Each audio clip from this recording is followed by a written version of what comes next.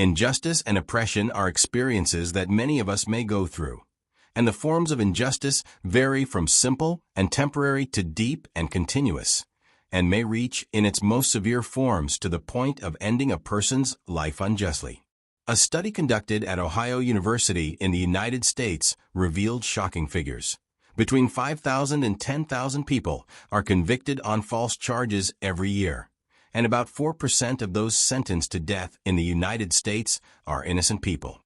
This situation can be measured in many countries around the world, where innocent people are imprisoned or executed due to weak evidence or errors in the course of justice. In this video, we will show you the tragic stories of innocent people whose convictions reached the point of execution, despite the absence of conclusive evidence against them. Despite this, their trials continued without regard for their lives or their basic rights, ending tragically with their execution.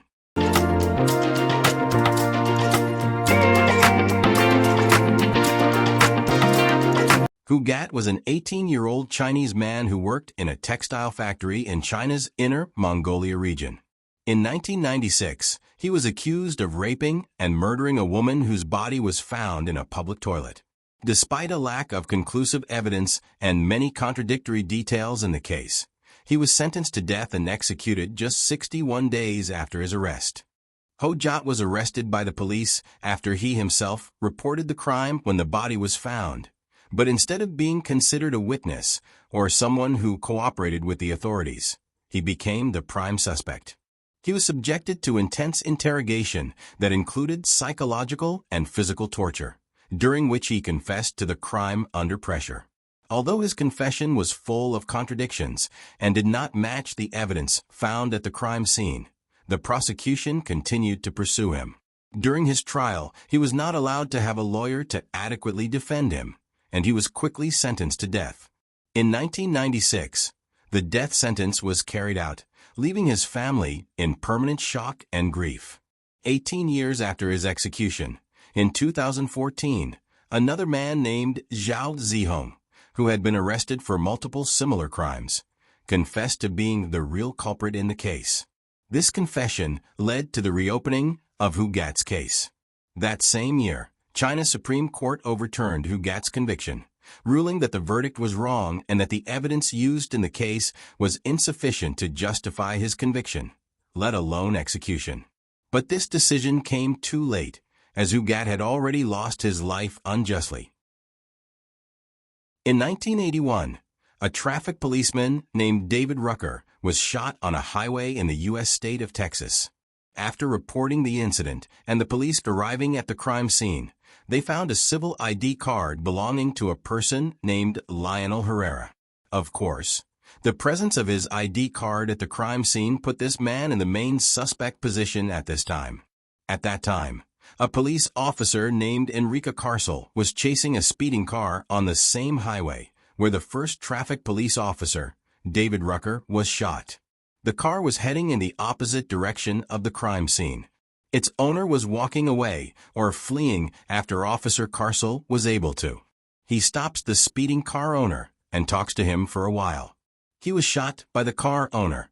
Of course, the car owner fled the scene as quickly as possible before he was shot. Officer Carcel reported the license plate of the car he was chasing, which was owned by the same person whose ID card he found at the crime scene. Of course, he was immediately arrested. Lionel was accused of killing two policemen, the first David Rucker, whose ID was found next to his body, and the second Carcel, who was chasing a car that belonged to Lionel. He tried with all his might to clear his name and defend himself, but all the evidence was against him and it was very strong. Lionel was kept in prison for 12 years. During these years, his brother, whose name was Raul Herrera, was killed in 1984. After his brother's death, his brother's lawyer presented a testimony to the court saying that Raul, Lionel's brother, confessed that he was the one who committed the crime, but the court refused to accept this testimony. Lionel was executed by lethal injection in 1993, 12 years after his arrest.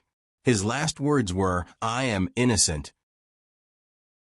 Robin was born in the American state of Texas. Robin was a person with a criminal record and passed due to his upbringing in a poor neighborhood known for crime. But Robin was executed on a charge of which he was completely innocent. The charge was for a crime he committed on one of the nights of 1981 in the same neighborhood in which Robin lived. Two teenage boys broke into a building under construction with the intention of stealing. There were two workers sleeping inside the building for security. The teenagers pointed their guns at the workers and demanded that they hand over anything valuable in the building.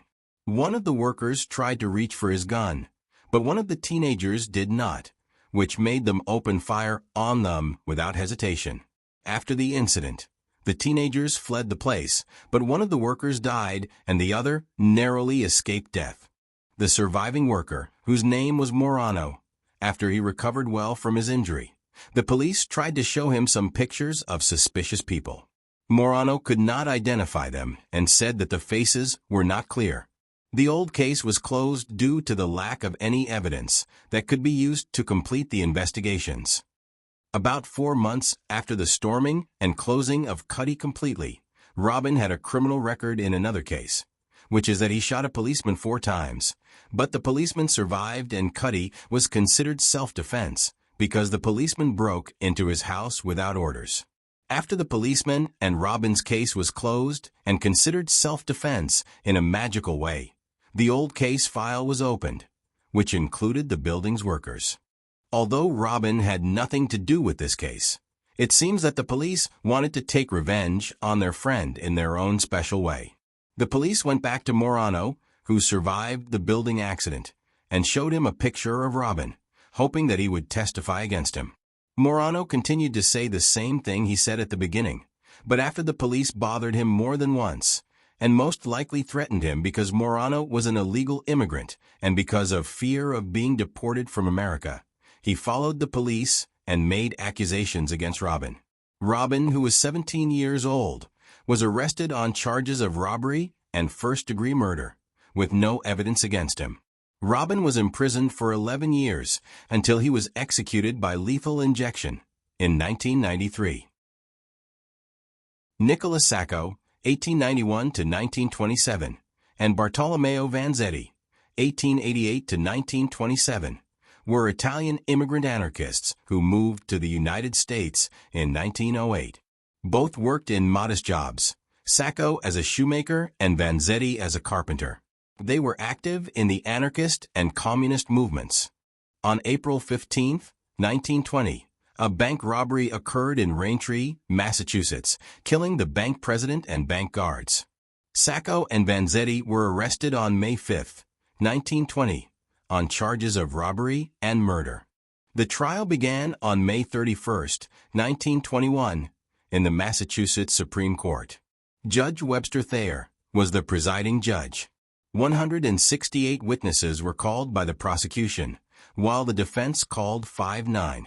Weak evidence was presented against Sacco and Vanzetti, such as inconsistent witness testimony. On July 14, 1921, the court convicted Sacco and Vanzetti of murder and robbery. On August 9, 1921, Judge Thayer sentenced them to death. Several appeals and petitions were filed to the Massachusetts Supreme Court and the United States Supreme Court, but all were denied. In 1925, it was revealed that one of the prosecution's main witnesses was a liar. In 1926, a pardon was applied to the governor of Massachusetts, but it was denied. On August 23, 1927, Sacco and Vanzetti were executed in the electric chair at Charlestown Penitentiary. Before his execution, Sacco said, "I am innocent. I believe in freedom and justice." Sacco and Vanzetti were acquitted by Massachusetts Governor Michael Dukakis. In 2009, a motion to overturn the conviction was filed with the Massachusetts Supreme Court, but was denied.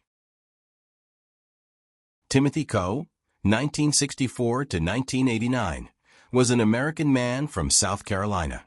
On April 16, 1982, the body of Coe's business partner, Hector Delgado, was found in a factory in Columbia, South Carolina. Coe was arrested on April 18, 1982, for Delgado's murder. At trial, weak evidence was presented against Coe, such as witness testimony that was inconsistent. A forensic expert was called, but he was unable to link Coe to the crime. On March 19, 1983, the court convicted Coe of first-degree murder.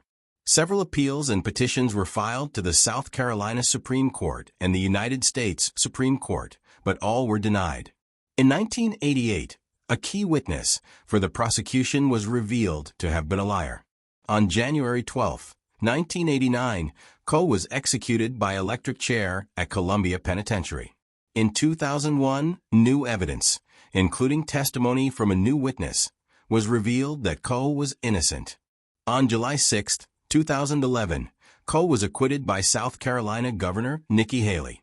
In 2018, a motion was filed with the South Carolina Supreme Court to overturn the conviction.